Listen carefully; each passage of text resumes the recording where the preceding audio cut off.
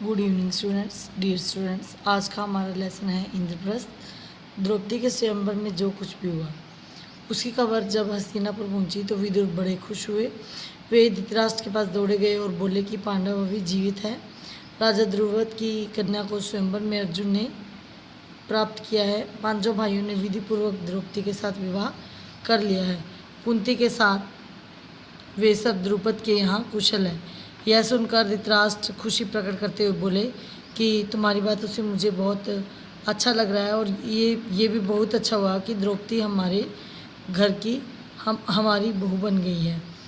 उधर दुर्योधन को जब मालूम हुआ कि पांडव लाख के घर की आग से बचकर निकल गए हैं और एक बरस छिपकर रहने के बाद अब पराक्रमी पांचाल राज की कन्या से विवाह कर लिया है, अब वे पहले से भी अधिक शक्तिशाली हो गए हैं, तो उसके मन में ईर्ष्या की आग और भी अधिक प्रबल हो उठी।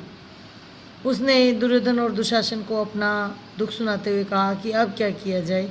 अब तो राजा द्रुपद और धृष्टद्युम्न शिखंडी भी उसके साथी बन गए हैं। उसके बाद कर्ण और दुर्योधन धृतराष्ट्र के पास गए और एकांत में दुर्योधन ने धृतराष्ट्र से कहा कि जल्दी ही कोई ऐसा उपाय किया जाए जिससे हम सदा के लिए निश्चित हो जाएं। धृतराष्ट्र ने कहा कि बेटा तुम ठीक कहते हो, तुम ही बताओ क्या करना चाहिए। दुर्योधन ने कहा कि हमें कुछ ऐसा उपाय करना चाहिए जिससे पांडव यहाँ आए ही नहीं, क्योंकि यदि वे इधर आए तो अपना राज्य जरूर मांगेंगे। इस पर कर्ण को हंसी आ गई। उसने कहा कि पांडवों को किसी प्रकार से नहीं रोका जा सकता। इससे पहले कि वे और ज़्यादा शक्तिशाली हों हमें पांडवों पर आक्रमण कर देना चाहिए। दोनों की कर्ण और अपने बेटे दुर्योधन की ऐसी बात सुनकर धृतराष्ट्र कोई भी निर्णय नहीं कर पा रहे थे। उन्होंने भीष्म और आचार्य द्रोण को बुलाकर सलाह मशविरा करने लगे।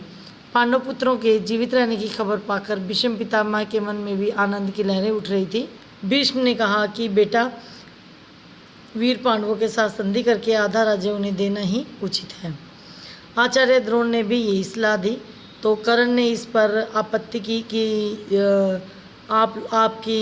वो धृतराष्ट्र से बोला कि आपके आसपास तो सभी कुमंत्रणा देने वाले हैं, तो आपको उनकी बात मानने से पहले उनकी नीयत को परख लेना चाहिए, फिर उनकी सलाह पर ध्यान देना चाहिए। दुर्योधन कर्ण की इस बात से क्रोधित हुए और उन्होंने कहा कि यदि राजा धृतराष्ट्र ने मेरी और भीष्म की सलाह नहीं मानी तो फिर कौरवों का नाश अवश्य ही हो जाएगा। इस तरह से विदुर ने भी यही सलाह दी कि पांडवों को बुलाकर आधे राज्य उन्हें दे दिया जाए। तो धृतराष्ट्र ने उनकी सलाह मानी और अंत में उसने पांडवों को आधा राज्य देकर संधि करने का निश्चय किया और विदुर को पांडवों को बुला लाने के लिए भेजा गया। पांडवों और कुंती ने जब विश्वास हो गया कि उन्हें किसी प्रकार की कोई शंका नहीं रही उनके मन में और वो निश्चित हो गए, तभी वो विदुर के साथ हस्तिनापुर लौटे। हस्तिनापुर लौटने के बाद धृतराष्ट्र ने कहा कि मेरे बेटों के मन में तुम्हारे प्रति बड़ा वैर है। तुम्हारा वैर भाव बढ़े इससे पहले और अधिक ना बढ़े, इसके लिए मैं तुम्हें जो हमारे पूर्वजों का राजधानी थी खांडवप्रस्थ, वो और आधा राज्य तुम्हें सौंपता हूँ। तुम जाकर खांडवप्रस्थ को अपनी राजधानी बनाओ और हमारे पूर्वजों की पुरानी राजधानी खांडवप्रस्थ को फिर से बसाने का श्रेय जो है वो तुम्हें प्राप्त हो। इस तरह से पांडवों ने धृतराष्ट्र की आज्ञा मानकर खांडवप्रस्थ को अपनी नई राजधानी बनाया और खांडवप्रस्थ को एक बहुत ही भव्य नगर बनाकर इंद्रप्रस्थ के नाम से नई राजधानी बनाई और वहाँ रहकर वो राज्य करने लगे। इस प्रकार पांडवों ने कुंती के साथ सुखपूर्वक वहाँ 23 वर्ष राज्य किया।